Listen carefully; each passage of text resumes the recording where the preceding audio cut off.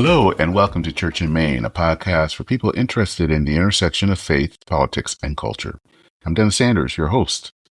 And if you're listening to this on the 4th, happy 4th of July. There is something interesting that I notice about the times that we're living in. There's a whole lot of despair in the world. People seem to have this idea that things just won't ever get any better. On top of that, we seem to be fearful of anyone who is different from us, whether it's how we look or how we think. Hope seems in short supply. Now, I'm not talking about optimism. I'm talking about hope. Optimism is the sense that things will turn out. There's going to be a happy ending. Hope doesn't guarantee that things are going to be better, at least in the short term, but there's a belief that the bad things in life won't last forever. It's not good, and I want to make this clear, it's not good to be low on optimism. It's not a bad thing to want to have a happy ending. You shouldn't base life on that, but yeah, you kind of want to have a happy ending sometimes. But I think it's even worse to not have any hope, because what that means is that you think that the things that oppress, the things that are bad, are always going to stay in power, that they're always there, that good will never have a chance to prevail. And I see this throughout our culture. You see it on the internet, especially on social media. And I see it throughout our culture, but it seems to be found most intensely among Generation Z. Today, I'm actually talking from someone from that generation. It seems like this is actually going to be a run of a few people from Generation Z that I'm talking to. But this person is talking about the loss of hope, especially among that generation, and what it means for Christians.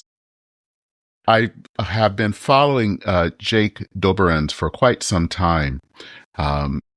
He has a Substack called Smashing Idols that I've followed. And he had something interesting. He wrote something just recently about hope. And this is what he says to say, kind of describing his own generation when it comes to hope. He says, quote, especially in my own generation, and this is talking about hope, but it's across the board. A true pandemic with disastrous results. Despite all the promises of innovation that are supposed to make us happy, a lot of us are unhappy. We are fed lies, shown things we don't have but want, and are increasingly isolated. And our access to the world means that we are ever more painfully aware that so much is bad. Hopelessness. Unquote. So, Jake Doberins is my guest today. He's a writer, a speaker, and an entrepreneur that is passionate about helping Christians kind of develop a wholehearted devotion to following Jesus. A little bit about him. He has a master's in theological studies, as well as a bachelor's in biblical studies from Oklahoma Christian University. He does, in his writings, and I think on his podcast, try to blend wisdom, biblical wisdom, and humor to kind of connect with audiences. He's also the host of a podcast called Christianity Without Compromise. As I said, he writes at a Substack called Smashing Idols. So the kind of main part of our talk today is going to be reflecting on his recent article on his Substack called Having Hope in a Hopeless World. And I hope that this is a helpful conversation for you, not simply just to understand Generation Z, though that's important, but also about what it means to be hopeful, especially in the times that we live in, which I think we all feel are quite hectic. So here is my conversation on hope with Jake Doberins.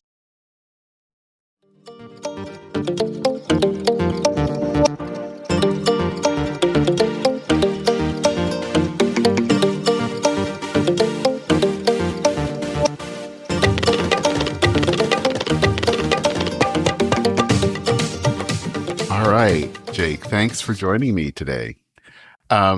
I always like to start by getting to know a little bit about you. So kind of to tell me about yourself and also your spiritual background. Oh, you start with the heavy hitter questions. I like it. Yeah. So let's see about myself. I was raised in Oregon. First 18 years of my life in the state of Oregon, outside of the Portland area. A pretty kind of progressive liberal area, and my family was not that. We were very much on the conservative side of things, counter to what was going on around the culture. In kind of a minority-ish fundamentalist Christian community.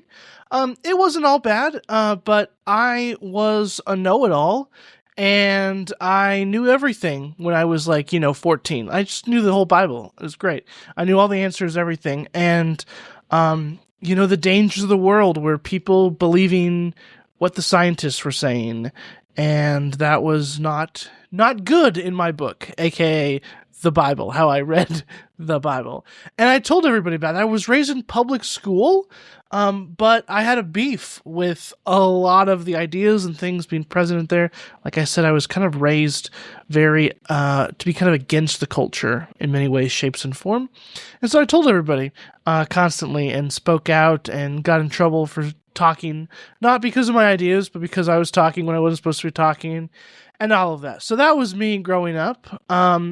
And then I went to college in Oklahoma, a very conservative area, a very different place than where I grew up. And I had some very gracious Bible professors. I was a Bible major. I decided, I couldn't be the Christian lawyer, the Christian biologist. There's too many jobs I wanted to do. So I settled on Bible.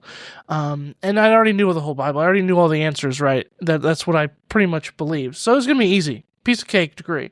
Then these professors very gently corrected me and told me, actually, you don't know some stuff. And here's the crazy thing. We don't even know all the stuff.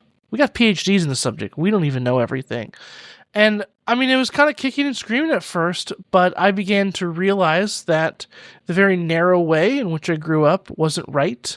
And it was not healthy by any stretch of the imagination. It wasn't like Jesus. So, I don't have a testimony where it's like, I was in the middle of drugs or whatever. I didn't have like a crazy childhood. There wasn't any big traumas or anything. But I do have a story of being transformed from a know-it-allness to a faith that's more fuller. I sometimes have said before I was like God's PR manager. Like that's how I felt like.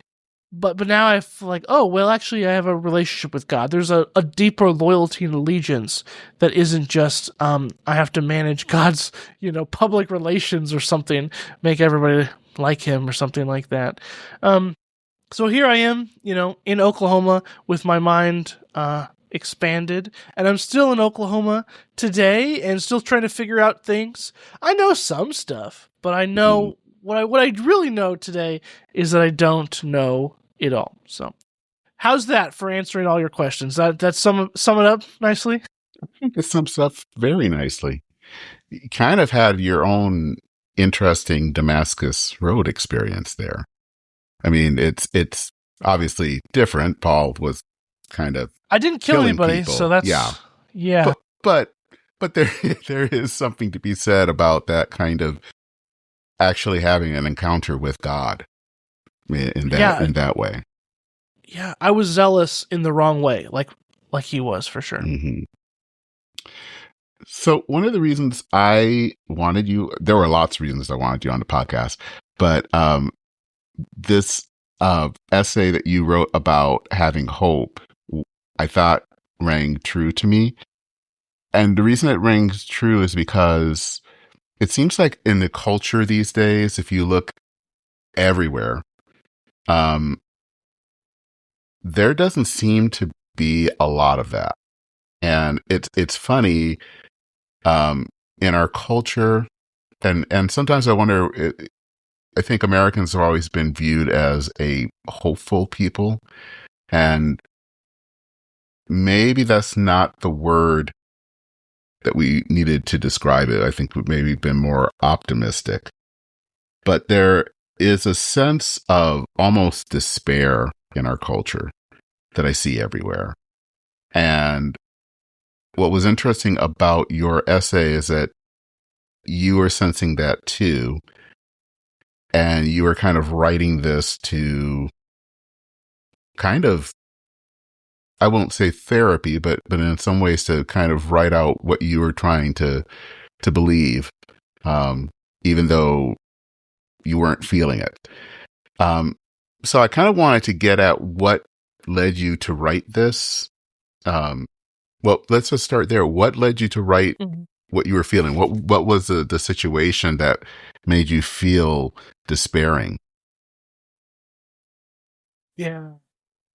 Well, I've been writing a kind of pseudo series. I mean, it is a series I've been writing through the traditional virtues. Mm-hmm. You have temperance and prudence and justice and fortitude and faith, hope, and love. So Mm-hmm. I got to hope. So first of all, I needed to cover hope. I need to talk about hope. But yeah, 1000% in our culture, there just isn't a lot of that.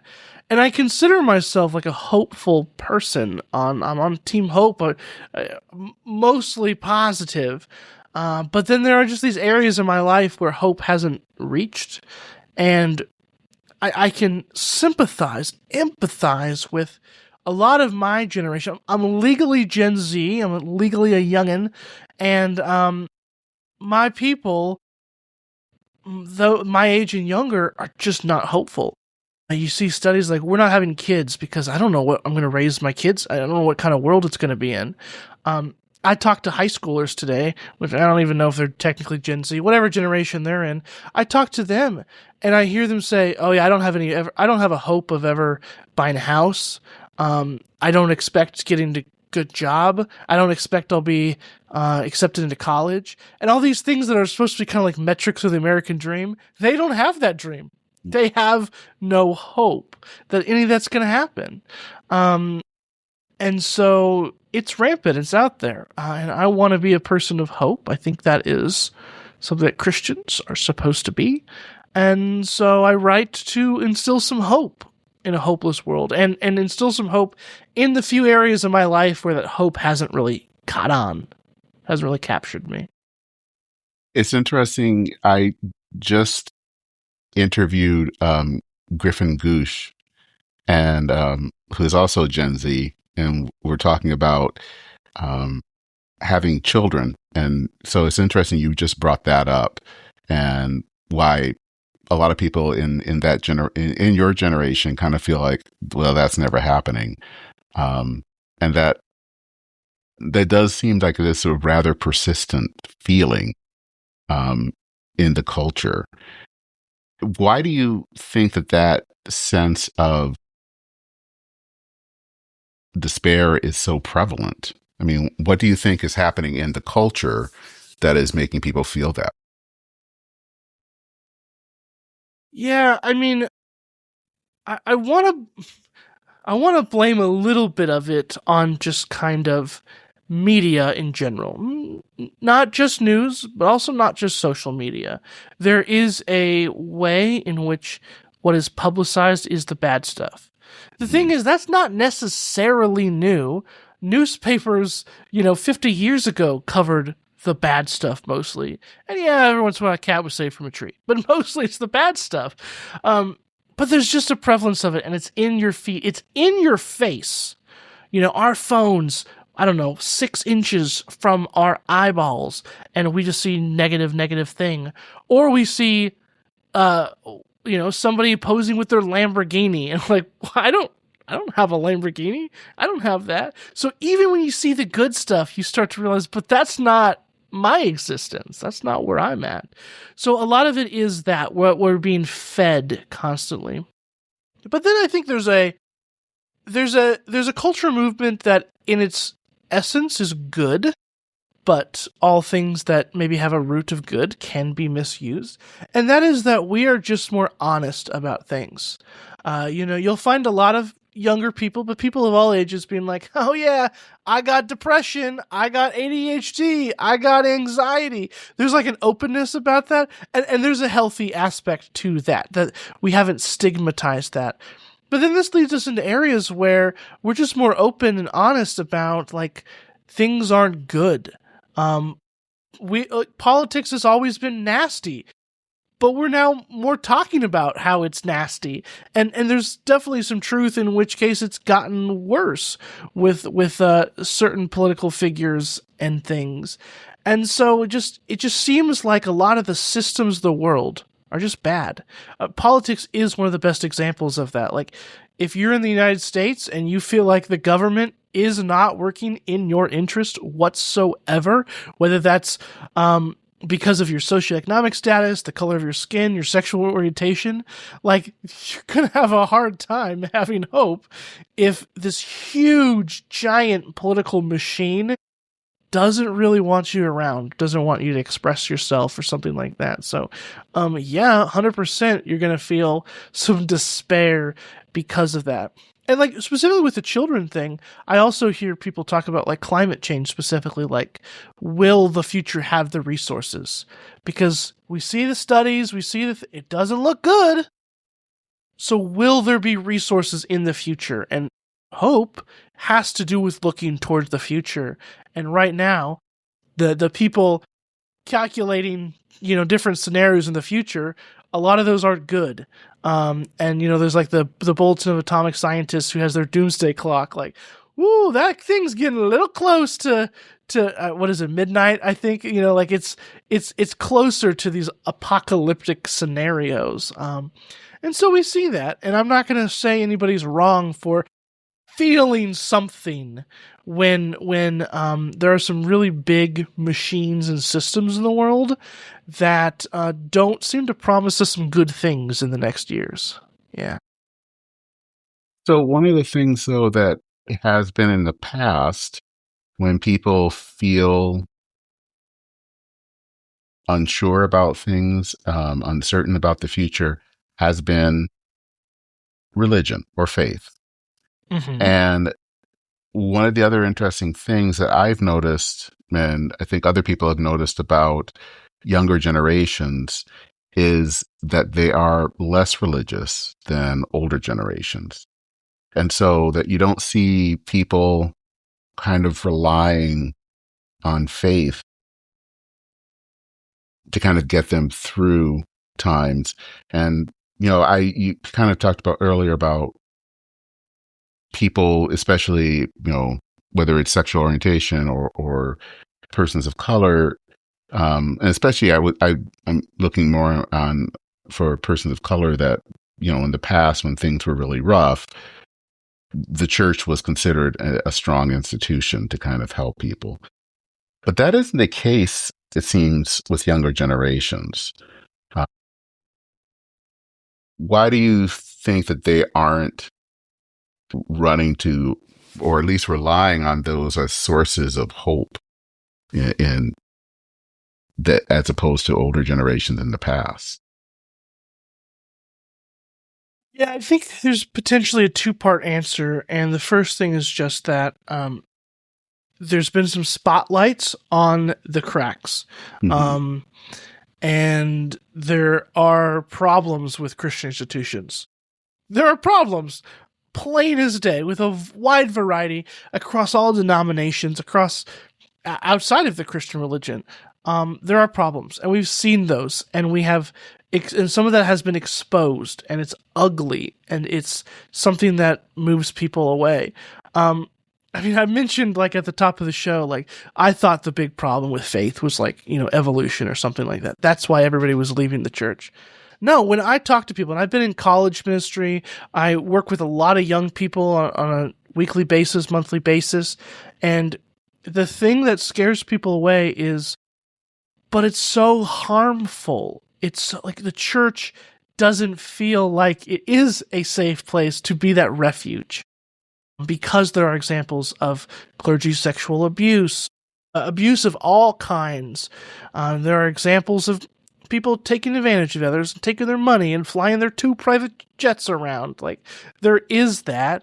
And so does it seem like it is a refuge because some of those problems existed in the past, but there wasn't a spotlight on them. We didn't know about them. We should have known about them, to be clear. The answer isn't cover that up, but there's this awareness of, oh, this isn't like great.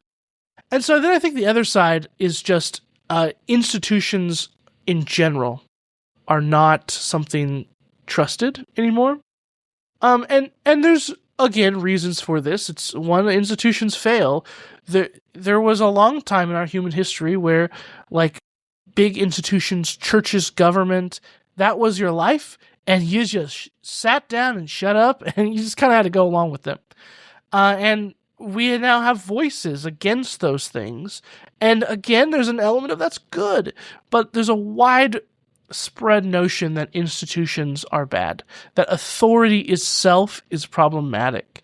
And I think, in a way, like, God calls us 100% to a different kind of authority. We should wield power differently. Like, there is a problem with how power is being wielded, but in general, people just aren't on board with institutions, because it's not just the church; it's the judicial system. It's the government. It's all. I think, like, all three branches of the government. Like, people do not trust them at all. Doesn't even matter what party's in there.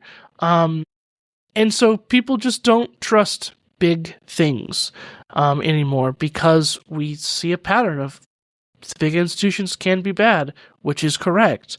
And so we throw them all out. We throw them all out. And that includes the church.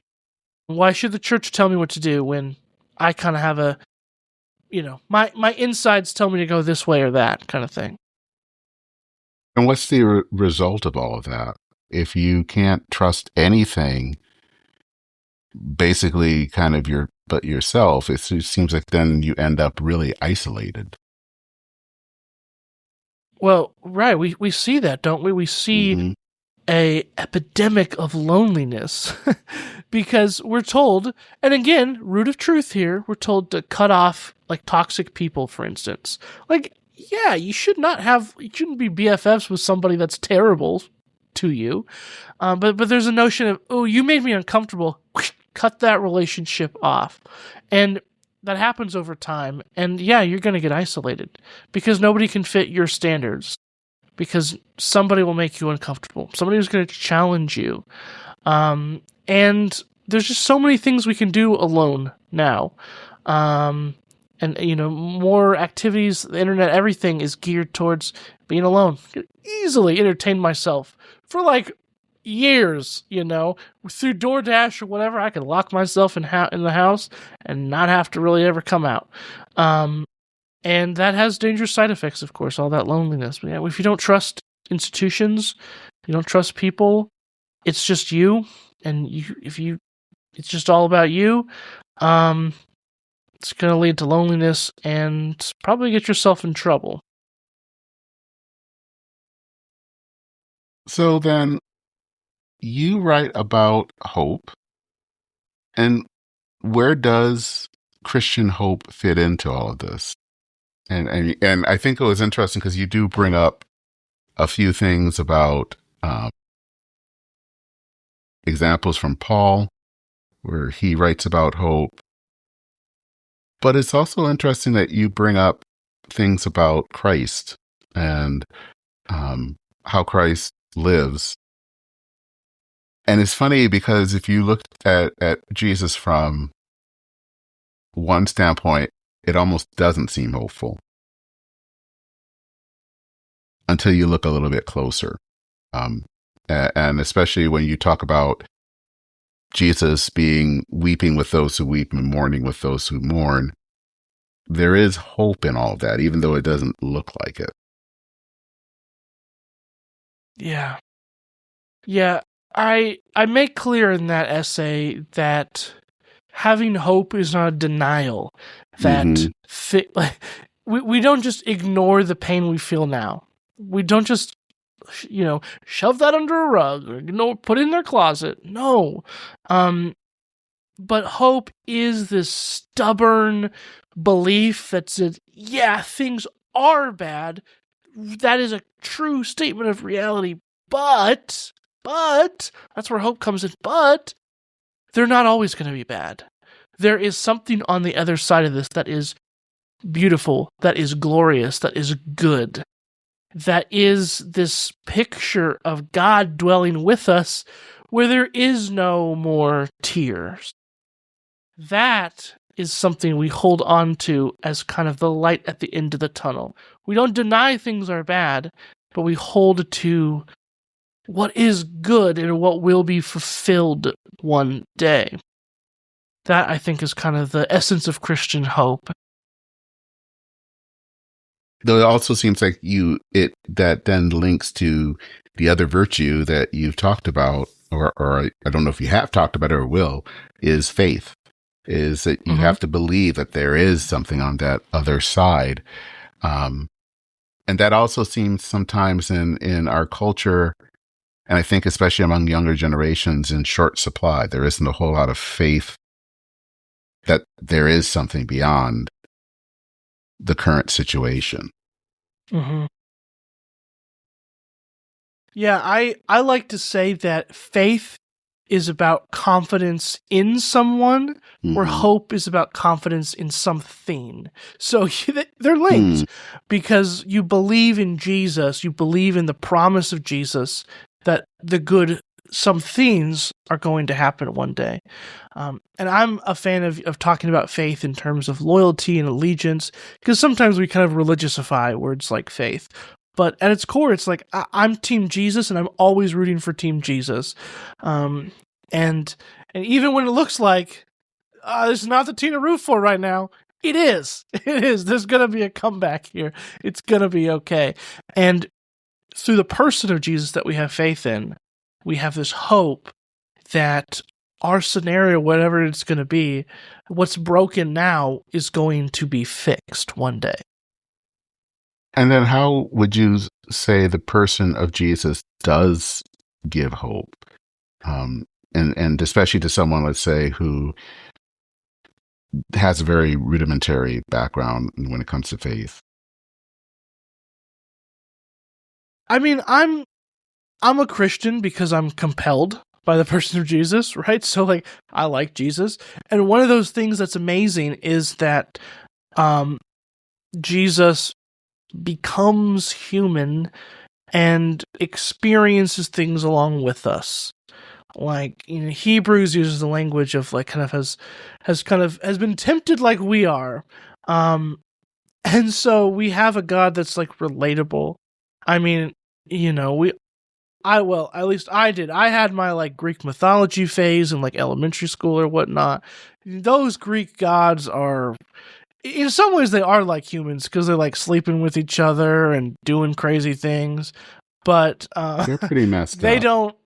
Oh yeah, but they don't experience kind of the real human trials and tribulations, and they can skip those sometimes. And there's those other mythologies or views of God just are different than that.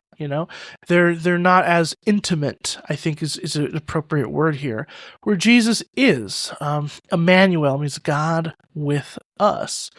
And so I think that's what gives me hope, is Jesus is like, okay, well, I hate to do the classic, like, footprints in the sand analogy, but it's like Jesus is carrying us. Jesus is with us right there. And yeah, I'm feeling this too.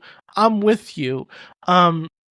Jesus didn't escape the icky parts of humanity. And I mean, really, like, first century Palestine, it's got to be really stinky and icky and all that kind of stuff.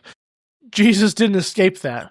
And I think that's important to me, that God came to us. As Philippians 2 says, like, took the form of a servant. I think that's beautiful, and I think that gives me hope. It's saying, like, Jesus is not only the one that gives you grand promises, but it's like, I'm also right there with you right now. I'm taking your hand. Let's go on this journey together. You cannot do this alone, because your faith, your hope will falter. But come along with me. We'll do this together. I'm a fan of that. Yeah. I've always been a fan of the Mary's Magnificat as a sense of hope, of the things that maybe keep people down don't last forever. Um, that's, yes, they're bad, and that I don't think that's, you can deny that, but they're not all permanent, that God is, and that can be a hopeful thing. Yeah, I like that too. I think that's a very good point. Um, there's going to be a rewriting of wrongs, and that's compelling to me. Yeah. Hmm.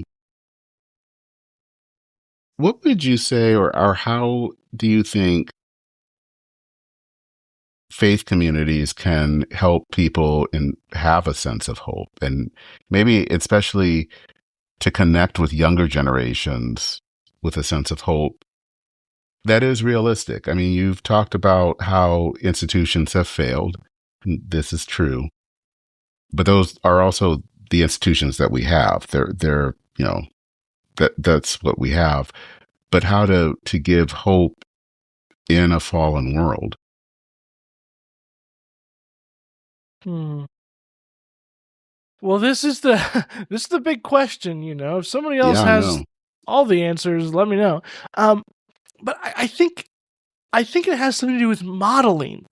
I don't know that hope can be like taught with like a chalkboard, Mm, It has to be modeled and lived. And I bet we can all think of some people. It's like, whoa, that person, they're just on a different level.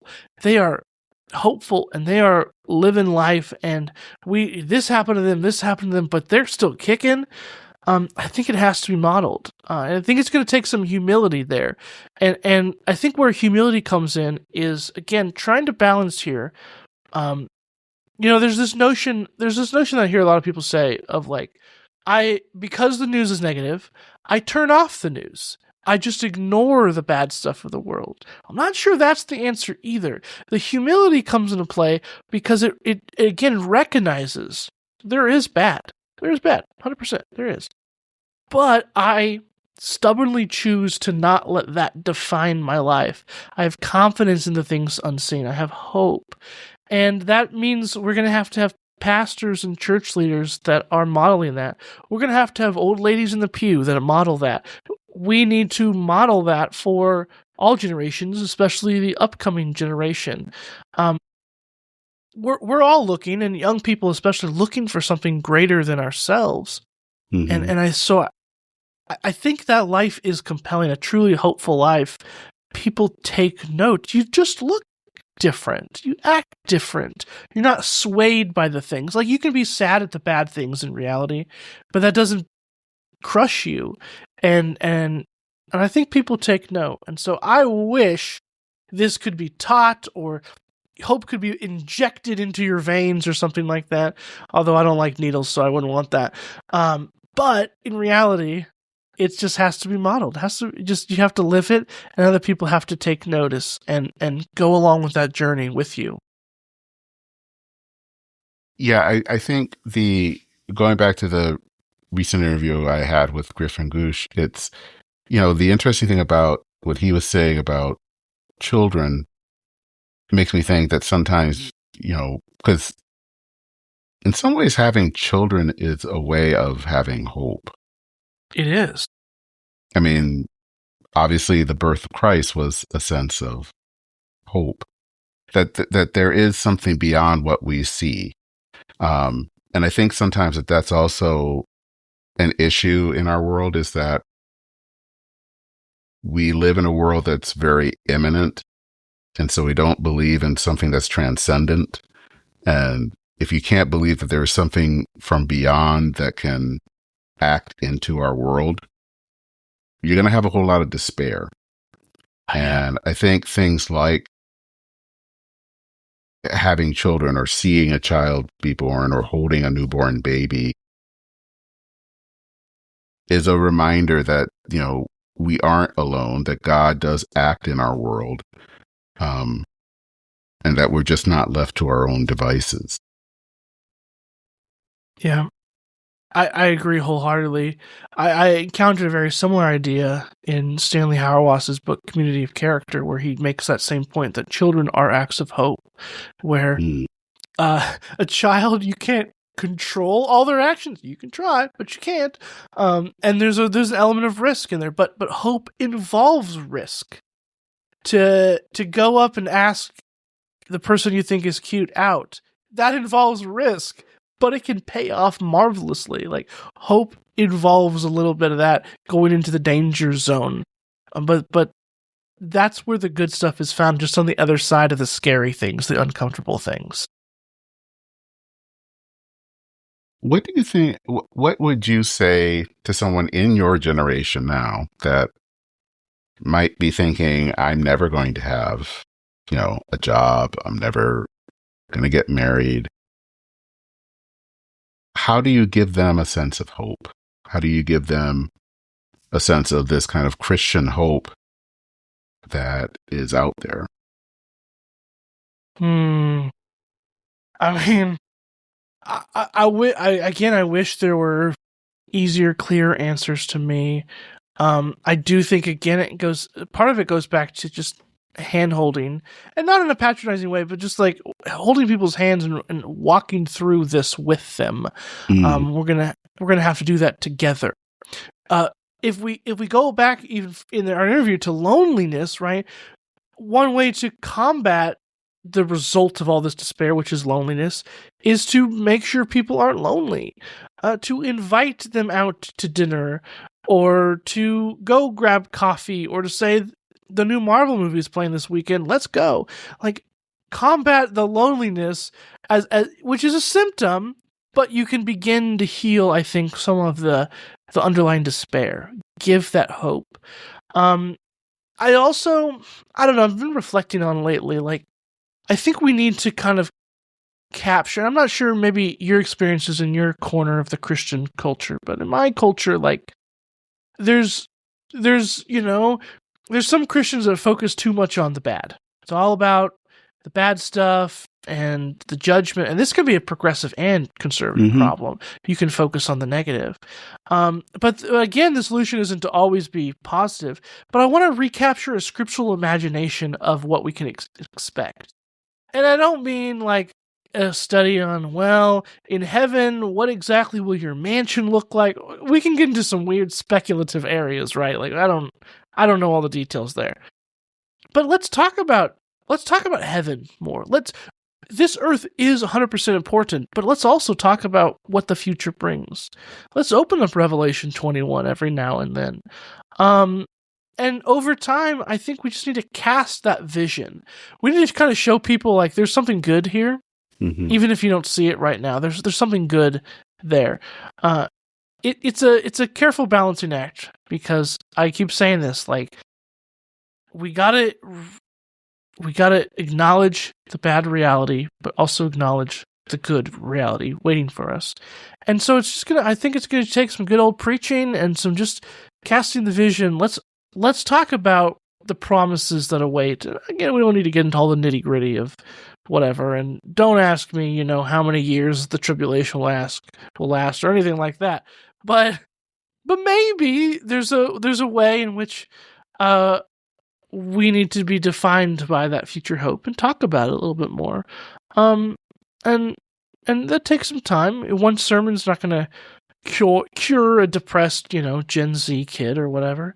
But if Christians are known as, we're the people that see the good even when there's bad, that can shape us. So again, like, combat that loneliness, hold some hands, be with people, invite them out to stuff, but then also give us an imaginative, imagine the future with us. Imagine what it could be, because we focus on all the ways things could go wrong. But what if things go right? What if? And I think we should talk more about that vision. I do wonder at times if we need to talk more about heaven, because I think, at least from my neck of the woods and mostly mainline circles, we don't talk about that. And we kind of talk about everything here.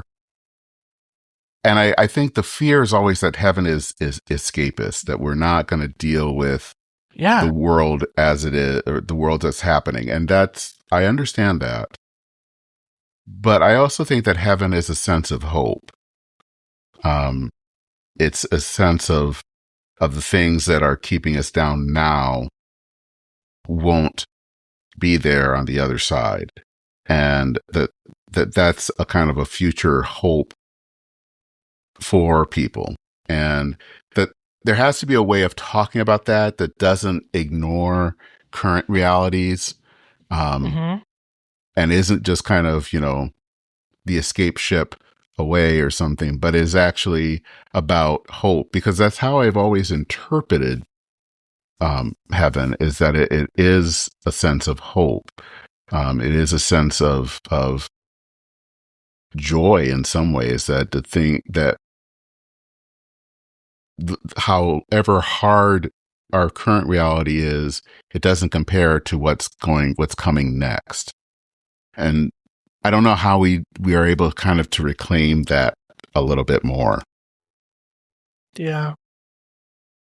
My wife's a teacher. I've been a teacher before, and some of the hardest months are always those last few months of school.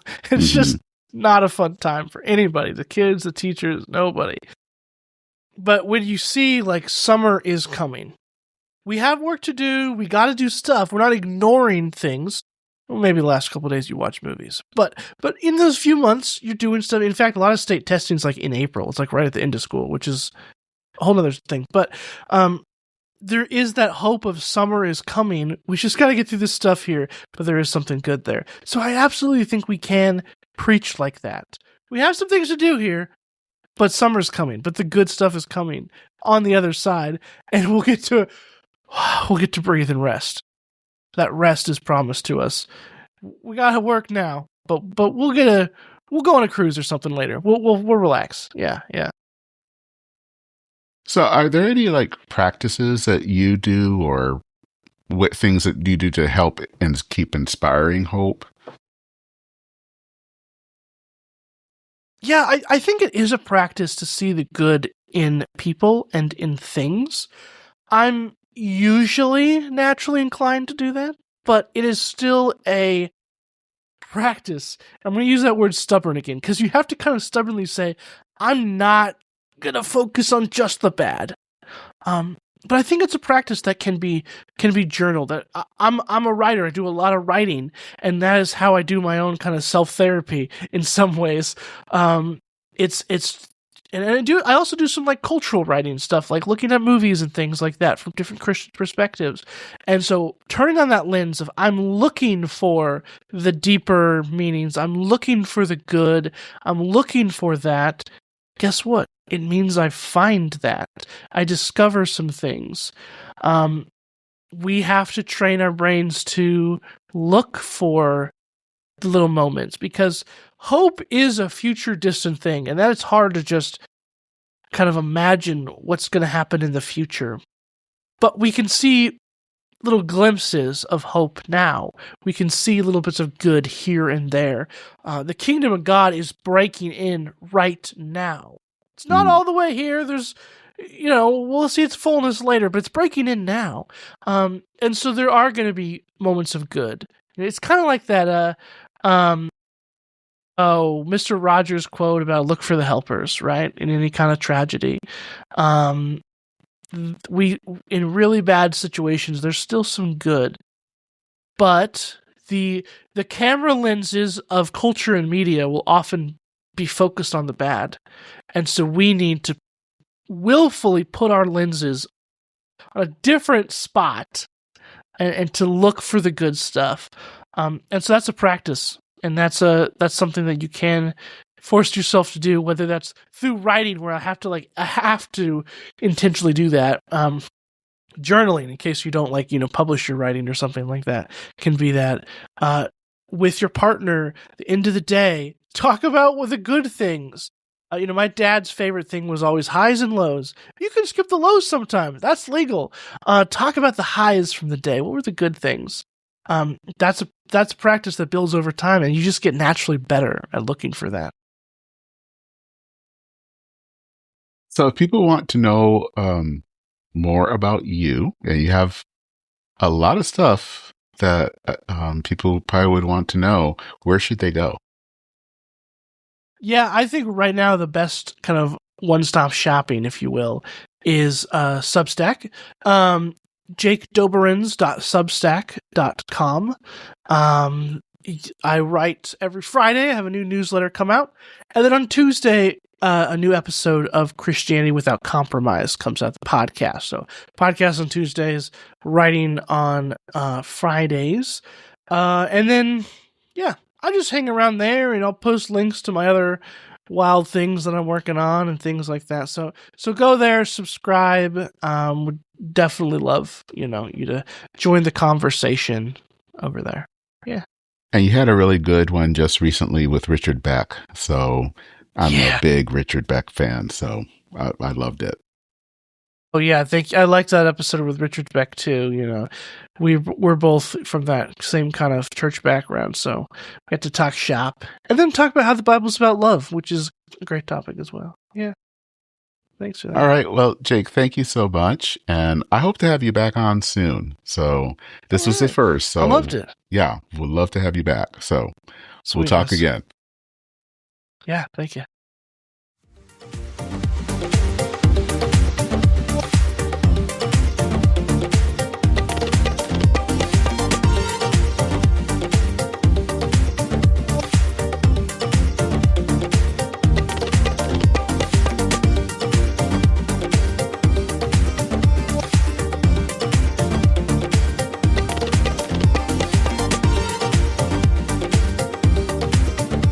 If that conversation was helpful for you. As usual, if you want to find out more, or if you have any thoughts, actually, I should say, any questions, I'd love to hear from you. You don't have to be shy.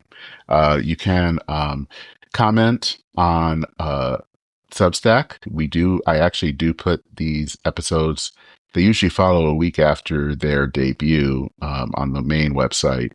So you can comment there. You can also send an email to churchinmaine@substack.com. And let me know what you think. What do you observe about hope, especially if you are part of Gen Z? What does hope mean for you?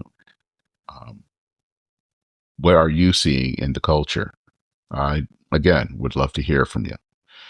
Also, I will put links to that article and to Jake's link to his podcast. He has some good people that he talks to, and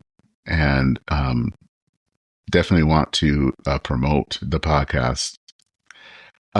Also, if you want to learn more about this podcast, listen to past episodes, donate, check me out. It's churchinmaine.org. Church in Maine is all one word. You can also visit the Substack, as I said earlier, churchinmaine.substack.com, to read articles. I just have one up now that is talking about the role of ministers in our time with the title Heavy Lies the Stole. And I'll put a link in the show notes for that as well. Episodes do appear, as I said, on Substack, usually a week after they debut. So just to let you be aware of that. And you can become a subscriber, paid subscriber to the Substack. I don't put any kind of paywalls on things. So if you're wanting to be a paid subscriber, that is, see it as a donation. And that is $5 a month, $60 per year. If you want to also please consider rating or reviewing this podcast. When you do that, that allows other people to find the podcast. So please consider doing that if you have the chance. And that is it. Oh, before I forget, just to let you know that in August, I will be, there won't be any episodes during August. There may be one that will come out, but not many or really any episodes until September. I'm trying to, let's kind of started this last year to have an August break where I wasn't putting out new episodes just to take a break and catch my breath. I'm also just starting and are in the midst of my pastoral sabbatical during July and August. So I wanted to try to take some time off from the podcast to do that. But rest assured, there will be new episodes coming out starting in September. So that is it for this episode of Church in Maine. I'm Dennis Andrews, your host. Again, thank you so much for listening. Take care, everyone. Godspeed. And I will see you very soon.